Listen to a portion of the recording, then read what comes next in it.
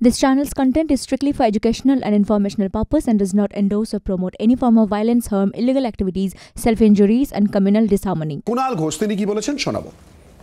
বিরোধীরা জানলে তারা জ্ঞানপাপীর মতো চেপে যাচ্ছে যে তাদের অন্য রাজ্য থেকে ক্রিমিনালরা এখানে ঢুকছে, তাদের অন্য রাজ্য থেকে অস্ত্র এখানে ঢোকানো হচ্ছে, ফলে অন্য রাজ্যের অস্ত্র, অন্য রাজ্যের ক্রিমিনাল বা অনুপ্রবেশটা পাহারা দেওয়ার দায়িত্ব বিরোধীদের, অর্থাৎ কেন্দ্রীয় সরকারের বিজেপির, বিএসএফের। কোনো দিক থেকেই তারা এদিকে বিএসএফ ফেল করছে, ওপাশে বিজেপি বা তাদের বন্ধুবান্ধব শাসিত রাজ্য থেকে ক্রিমিনাল আর অস্ত্র ঢোকাচ্ছে।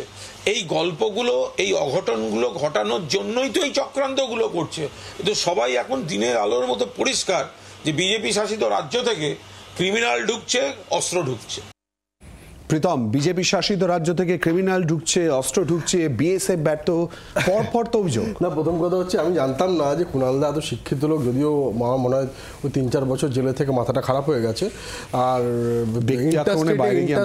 ইন্টারস্টেটে বিএসএফ পাহারা দেয় এটা আমি জানতাম না।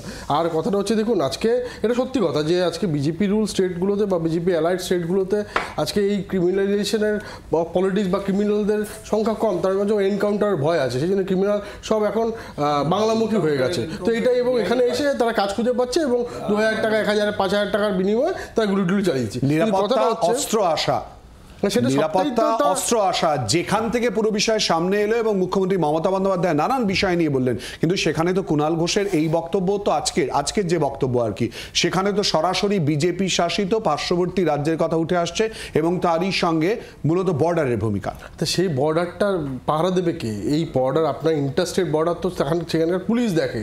সেই পুলিশ কী করেছিল? সেই পুলিশ আসলে দেখুন, যেই পুলিশ আপনার কখনো কখনো মমতা ব্যানার্জির বাড়ির দিকে খিচুড়ি প্রদান করে, কখনো কখনো কারো জুতোর পরিষ্কার করে দেয়, সেই পুলিশের কী কাজ? সেই পুলিশ আজকে দেখুন পুলিশায়ন হয়ে গেছে এই তৃণমূল কংগ্রেস। এক একটা জেলায় তার জেলা সভাপতি হচ্ছে তার সে পুলিশের এসপি, ব্লক সভাপতি হচ্ছে সেখানকার ওসিআইসি, সেভাবে টাকা তুলে। এই আজকে ধরুন একটা নাটক করলেন উনি, বারবনী থানার একটা ছোট অফিসারকে তাড়িয়ে দিলেন। উনি তাড়িয়ে দিলেন কখন? আমরা তো ছবি দিয়ে প্রকাশে এনেছিলাম, তোমাদের খবরে দেখিয়েছিলেন।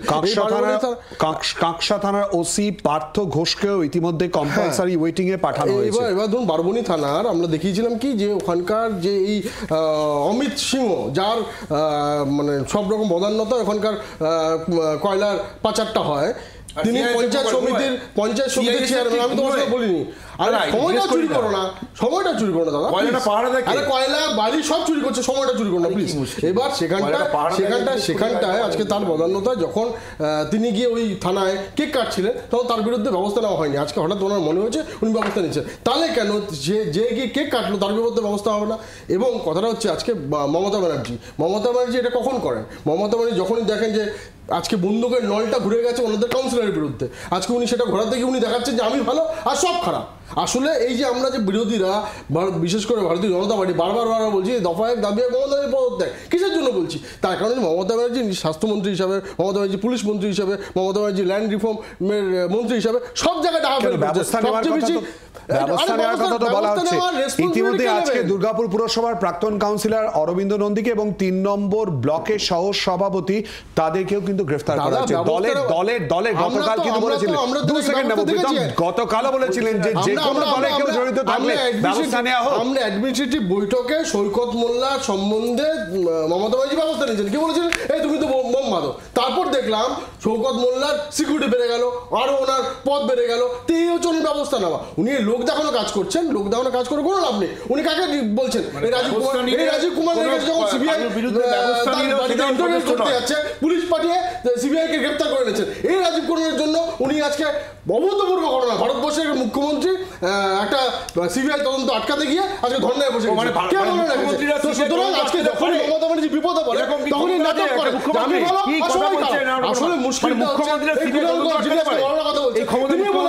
যে সারদা সবচেয়ে বড় বেনিফিশিয়ারিকে মমতা ব্যানার্জি, ওরা সামনে বসিয়ে জেরা করা হোক। আজ অব্দি কোনো জেরাটা হয়নি। আজকে কুণাল ঘোষ এখন অন্য কথা বলছে, সেই টাকাগুলো কোথায় গেছে কেউ জানে না। কিন্তু কথাটা হচ্ছে যে আজকে মমতা ব্যানার্জি এই কথাটা বলছে, পুরোটা স্ববিরোধিতা ভরা। এই কয়েকদিন আগে আপনার ডিয়ার লটারিতে রেড করা হয়েছে, আপনার ইডি নাকি 12 কোটি টাকা পেয়েছে তাদের প্রেসে আমরা পেয়েছি। হয়েছে, প্রত্যেকবার একটা একটা করে তৃণমূল নেতারা পেয়ে গেছে। সেটা নিয়ে মমতা ব্যানার্জি একটা কথা বলেছে, মমতা ব্যানার্জি আবগারি দপ্তরটা দুর্নীতি কোনোভাবে টলারেট করা হবে না, একই সঙ্গে কিন্তু মুখ্যমন্ত্রী মমতা বন্দ্যোপাধ্যায়ের বার্তা, এবং সেই বার্তা এর আগেও আমরা যদি দেখি দলের ক্ষেত্রেও কিন্তু তিনি এই বার্তা দিয়েছিলেন, এবং পুলিশের নিচুতলার একাংশের পরিপ্রেক্ষিতেও কিন্তু অনেকগুলি প্রসঙ্গ উঠে এসেছে যার মধ্যে কিন্তু এই বক্তব্য স্পষ্ট হয়ে রয়েছে। বাংলার আওয়াজ, বাঙালির আবেগ, জি 24 ঘন্টা।